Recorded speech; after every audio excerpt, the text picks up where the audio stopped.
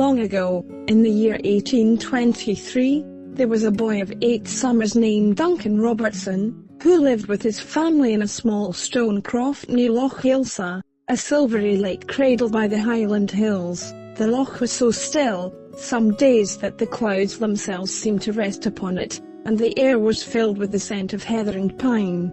Duncan was a spirited child, all freckled cheeks and bright blue eyes, forever running barefoot across the mossy banks with his pockets full of acorns and smooth stones. He'd grown up on tales of the Kelpies, shape-shifting water spirits said to haunt the lochs, luring folk to their doom. But to Duncan, these stories were only the fancy of old grandmothers, meant to keep children from wandering too near the water's edge.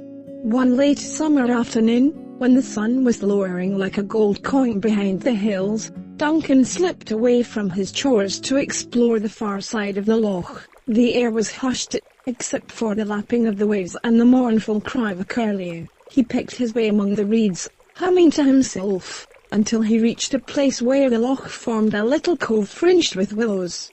It was there he saw them.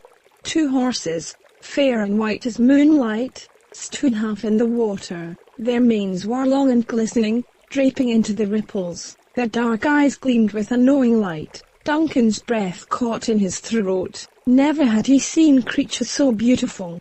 He stepped closer, heart hammering. One of the horses lifted its head, and its gaze fell upon him. In that moment, he felt a strange warmth rise in his chest, as though the creature were calling to him without words. A voice, soft as the evening breeze, whispered inside his mind. "Come to us, Duncan, come ride." His feet moved of their own accord. He waded knee-deep into the loch, reaching out a hand to touch the silky mane. It felt cold and wet and somehow sticky, like pondweed. He could not pull his hand away. The Kelpie turned its head and smiled a terrible, human smile that did not belong on any horse. "Come ride into the deep."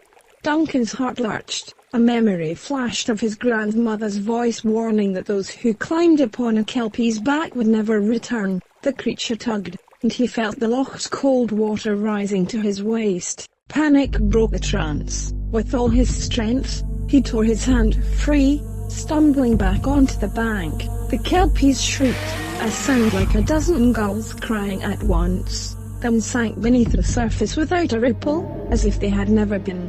Shivering, soaked, and wide-eyed, Duncan scrambled up the slope and did not stop running until the croft was in sight. He told no one what he had seen, though for many nights he dreamed of pale shapes watching from the dark water. And so the years passed, and the boy became a man, then an old man with hair as white as the Kelpie's hides. Now, in the warmth of his hearth, Duncan Robertson tells the tale to his wide-eyed grandchildren. When he finishes, he leans back in his chair, the firelight flickering over the lines in his face.